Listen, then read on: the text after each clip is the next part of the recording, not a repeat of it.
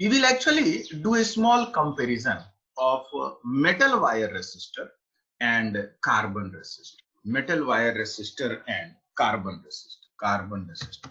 इन दोनों को हम लोगों को मुख्यतः तुलना करना है। सो सबसे पहला जो आप देख सकते हो, जो अभी तक आपको फील हुआ होगा, वो ये है कि जो आपका मेटल वायर रेसिस्टर है वो वायर से बनता है और कार्बन रेसिस्टर जो है वो ग्रेफाइट से। सो यहाँ लिखेंगे मेड ऑफ वायर और यहाँ लिखेंगे made of graphite composite. Composite मतलब ग्रेफाइट के साथ कुछ और भी मिलाते हैं, और वही जो मिलाते हैं ना उसी की वजह से करंट मारता है। आजकल वो भी मारता है, पहले नहीं मारता था। आज से 10 साल पहले जब हम पढ़ाते थे तो आराम से छूते थे लाइव वायर। बचवा लोग सोचता था क्या गजब किए, अरे बुढ़बा उसमें गजब क्या हो, तो तुम लोग सब कर रहे हो, लेकिन वो टेस्टर में तुम लोग कर रहे हो, डायरेक्ट पेंसिल के नोक में, क्योंकि आजकल पेंसिल के नोक में मिलावट होने लगा है, चाइनीज लोग करने लगा है। Anyway, so that is first difference. The second thing which I would like to mention about this metal wire resistor is it is large in size, it is very small in size। बोलो सही बात है कि नहीं? Yes sir. Normally yes sir. आपको तो example दिए ना, मेटल वायर रेसिस्टर का एग्जांपल आपको क्या दिए, हीटर का कॉइल है ना, और क्या कहते हैं कार्बन रेसिस्टर का तो फोटो दिखाए हम लोग, इलेक्ट्रॉनिक सर्किट में छोटा छोटा होता है। रुको, श्रुति कुछ बोल रही है, कनेक्शन प्रॉब्लम। श्रुति, यदि कनेक्शन प्रॉब्लम है तो चिंता मत करो, हमको सुबह को ही 2 विद्यार्थी और भी फोन कर चुके हैं, 7 बजे के पहले ये क्वेश्चन आ चुका है, ये प्रॉब्लम हो चुका है सर, रात भर बारिश हुआ है, नेट का प्रॉब्लम है, हम नहीं कर पा रहे हैं। हम यही कहे हैं, सबको रिकॉर्डिंग करके कोशिश करेंगे आज शाम तक अपलोड कर देने का। टेंशन मत लीजिए बेटा, कोशिश कीजिए, नहीं होता है तो क्या कहते हैं, टेंशन नहीं लीजिएगा, छोड़ दीजिएगा आराम से, बाद में रिकॉर्डिंग देख लीजिएगा, फिर कोई दिक्कत होगा तो फोन करके। ठीक, चलिए। हाँ, हम लोग क्या चर्चा कर रहे थे कि मेटल वायर रेसिस्टर जो होता है ये लार्ज साइज का था, इसका एग्जांपल क्या थी, हीटर का कॉइल। और कार्बन रेसिस्टर बहुत स्मॉल छोटा होता है क्योंकि इसको इलेक्ट्रॉनिक सर्किट में यूज करते हैं। कार्बन का रेसिस्टर तो चावल के दाना इतना होता है, चावल के दाना इतना, उससे छोटा क्या होगा, और ये तो उसके तुलना में बड़ा होगा। हाँ, तीसरा ध्यान दीजिएगा, ये मेंस के लायक क्वेश्चन है कि जो मेटल वायर रेसिस्टर होता है it is used to produce heat, गौर करना। And this carbon resistor, it is used to minimize current। दोनों का पर्पस ही अलग हो गया। यदि आपको कहीं पे मिनिमम करंट पास, आप क्या देखें, टेस्टर का जो बत्ती जलाया जिसको आप छुए उससे आप हीट प्राप्त कर रहे थे, कि केवल आपको जानना था कि वो बल्ब जला कि नहीं, इतना ही ना पर्पस है। मगर उस ग्रेफाइट के पीस को इसलिए आपने डाला, ग्रेफाइट के पीस की जगह कांटी भी आप डाल सकते थे, तो भी जो है सो बत्ती जलता, फ्यूज हो जाता बत्ती, वो अलग बात है। अंदर से कमेंट आया था सर फ्यूज भी हो जाएगा, मगर आप इस बात को समझो कि बत्ती इसीलिए जला क्योंकि उससे करंट पास हुआ, मगर वो करंट आपके बॉडी से पास होगा तो आपका जान ले लेगा। आपके जान को लेने से, जाने से बचाने के लिए बीच में हम लोग एक ग्रेफाइट का पीस डाल दिए। तो ग्रेफाइट के पीस ने क्या किया, कहा भैया रुको, करंट कम करेगा। सो दोनों रेसिस्टर के पर्पस को समझिए। आप लोग हीटर, गर्मी ठंडा का समय है, गर्मी चाहिए एकदम, बहुत ठंडा हो गया, ब्लोअर चला दी, ब्लोअर में 2 to 3 कॉइल होता है, उसमें आप लोग देखते होंगे टेम्परेचर का सेटिंग वगैरह रहता होगा। 1000 वाट का हीटर है, 1500 वाट का हीटर है, 500 वाट का हीटर है, उसमें कॉइल रहता है, बोलिए रहता है कि नहीं? तो मेटल वायर हीटर है, रेसिस्टर है, और वो मेटल वायर रेसिस्टर का उपयोग किसके लिए किए, हीट प्राप्त करने के लिए, गर्मी प्राप्त करने के लिए। और कार्बन रेसिस्टर का उपयोग तब होता है जब एक्सेसिव अमाउंट में आपको रेसिस्टेंस चाहिए, करंट का वैल्यू को एकदम मिनिमम करना है, तो हम लोग कार्बन रेसिस्टर का उपयोग। बोलिए, समझ में आ रहा है? Yes sir. एकदम ध्यान रखना है कि जब इस तरह के टॉपिक का असर्शन रीजनिंग बनेगा तो आपको एकदम कॉन्सेप्ट पे क्लियर रहना है। ये नहीं कि लजभजा गए, सर इसको नहीं समझ में आया, ऐसे कर दिया, असर्शन रीजनिंग फिर गड़बड़ कर दीजिएगा, ध्यान रखिए। चलिए ठीक, अब बड़ा इंटरेस्टिंग सा एग्जांपल वो है metal wire resistor is cost. आखिर कॉमर्शियल पर्पस में तो ये भी एक मैटर करता है ना, ये कॉस्टली है और ये चीप। चीप का स्पेलिंग ठीक है ना, सस्ता? नो सर, गलत। ए होगा सर, CHEAP। ओके ठीक है, ये सस्ता है बेचारा और ये वाला महंगा है। नहीं, महंगा कितना? तो नॉर्मली यदि आप एक मेटल का वायर के बारे में, नाइक्रोम के वायर के बारे में कीजिएगा तो इसका कीमत जो है सो 50 रुपये से लेकर के 150 रुपये तक है। आप इसको देवघर के मार्केट में भी खोजिएगा तो यही रेट पड़ेगा आपका मेटल वायर। और यदि कार्बन रेसिस्टर को आप लीजिएगा तो ये 50 पैसा से लेकर के 5 रुपये तक वेरी। तो बताइए कौन सस्ता है कौन महंगा है? इसमें क्या करना है? सीधा सर 10 गुना से ज्यादा का फर्क पड़ रहा है, 100 गुना का फर्क पड़ रहा है। बोलिए सस्ता है कि नहीं carbon resistor? Yes, sir. Yes, sir. Yes. अब इसमें मेटल वायर में महंगा है और इसकी एक खासियत नो वाइब्रेशन। ये बड़ा इंटरेस्टिंग है, गौर कीजिएगा, ये टिपिकल है। नो वाइब्रेशन और नॉइज। बड़ा इंटरेस्टिंग बात है कि कार्बन रेसिस्टर जो होता है इसमें वाइब्रेशन होता है, वाइब्रेशन या नॉइज माने आवाज होता है क्या? देखो आवाज ऐसा एज सच नहीं होता है, मगर फिर भी जो मॉलिक्यूल का मूवमेंट होता है उसमें, सॉरी इलेक्ट्रॉन का जो मूवमेंट होता है उसके मूवमेंट में बड़ा ऑब्स्ट्रक्शन रहता है, गिर गिर गिर गिर गिर टाइप होता है, उसको ऑब्स्ट्रक्शन बहुत ज्यादा होता है। हमको वो आवाज सुनाई नहीं देता है, मगर रिलेटिवली इलेक्ट्रॉनिक सर्किट में इस चीज को महसूस करता है कि जितना स्मूथ फ्लो होता है करंट का कॉपर वायर में, ऑफ कोर्स उसके तुलना में मेटल वायर रेसिस्टर में तो उतना स्मूथ फ्लो नहीं होता है, फिर भी उसमें नॉइज नहीं होता है। और ये जो कार्बन रेसिस्टर है ना, इसमें नॉइज होता है। इलेक्ट्रॉनिक सेंसर से इस चीज को हम लोग देख पाते हैं कि जो इलेक्ट्रॉन का जो फ्लो होता है वो काफी डिस्टर्ब, काफी इरेटिक टाइप का होता है, तो इसमें वाइब्रेशन या नॉइज। और इसी से रिलेटेड एक और टर्म है, वो है रिलायबल, और इसमें कहेंगे नॉन रिलायबल। नॉन रिलायबल तो रिलायबल और नॉन रिलायबल से मेरा अभिप्राय है कि ये टिकाऊ हो, ये जल्दी खराब नहीं हो, ये टिकाऊ है, ठीक है। और नॉन रिलायबल मतलब खराब। अब तुम कहोगे सर खराब क्यों हो जाता है?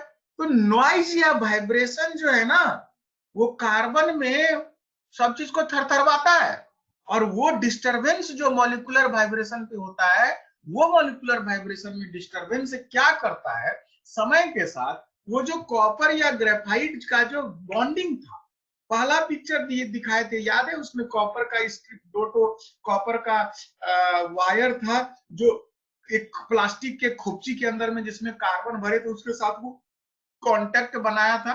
समझ में आ रहा है? Yes, sir. तो ये जो कांटेक्ट है ना, ये मेटल का कांटेक्ट नहीं है, तो क्या है? अरे ये मेटल वर्सेस नॉन मेटल का कांटेक्ट। क्या है नॉन मेटल? ग्रेफाइट। तो ये ग्रेफाइट का जो पेस्ट होता है वो वाइब्रेशन में करते हैं। मान लो एक तो लोहा का कांटी है, जैसे सोचो, मान लो लोहा का कांटी, अब उस लोहा के कांटी को आप किसी भी तरह से कॉपर के वायर के साथ ट्विस्ट कर दिए, खींच करके एकदम टाइट करके बांध दिए, ठीक। अब वही लोहा के कांटी को आप सीमेंट में डिप करके छोड़ दिए और उसके बाद आप उसको हीट कर रहे हैं। आप देखोगे कि लोहा के कांटी को जब आप हीट कर रहे हो, कॉपर जिसमें बंधा हुआ है, हीट करोगे तो कॉपर और चिपटा होगा, लोहा और कॉपर के बीच का जो कांटेक्ट है ना वो और स्ट्रॉन्गे होते जाएगा। मगर वो लोहा का कांटी को जिसको कि आपने सीमेंट में डिप करके निकाला है, तो सीमेंट तो उससे सटा हुआ है, लेकिन आप उसको हीट करते जाओ तो क्या लोहा के कांटी का सीमेंट के साथ जो कनेक्शन है वो इसलिए रहेगा कि धीरे धीरे झड़ के छूट जाए, झड़ के छूट जाएगा सर। बोलिए सबको मेरा बात समझ में आ रहा है कि नहीं? Yes, sir. तो Yes, sir. किस अवस्था में कांटेक्ट ज्यादा समय तक रहेगा? लोहा के कांटी को कॉपर से जब जोड़े थे तब, या लोहा के कांटी को सीमेंट के साथ जोड़े थे तब? लोहा के कांटी को कॉपर के साथ जब जोड़े तो ज्यादा भरोसेमंद कनेक्शन। और ये जो कनेक्शन है सीमेंट वाला, वाइब्रेशन की वजह से झड़ जुड़ गए। अब यही कहानी होता है कार्बन रेसिस्टर के साथ ही। सस्ता तो ठीक है पड़ता है, मगर सस्ता पड़ने के साथ साथ क्या होता है, नॉइज उत्पन्न होने की वजह से। उसको आप समझो कि कॉपर का दो लेड है, अब बीच में जो ग्रेफाइट है उसको समझो सीमेंट के साथ कोई चीज, बॉन्डिंग के पर्सपेक्टिव से देखें, मेटल वर्सेस नॉन मेटल का कांटेक्ट। तो जब मेटल वर्सेस नॉन मेटल का कांटेक्ट वाइब्रेशन मतलब सर्किट खराब हो। बोलिए यहाँ तक सबको समझ में आया? Yes Yes, sir. sir. ठीक, हम इसमें एक चीज ऐड करें कि ये जो आपके सामने में हम लिखे हैं, ये हम किताबी भाषा लिखे, आपके एनसीईआरटी के बुक में जो है वही चीज हम आपको लिख के बता रहे हैं, मगर इसमें हम ऐड करना चाहिए नो।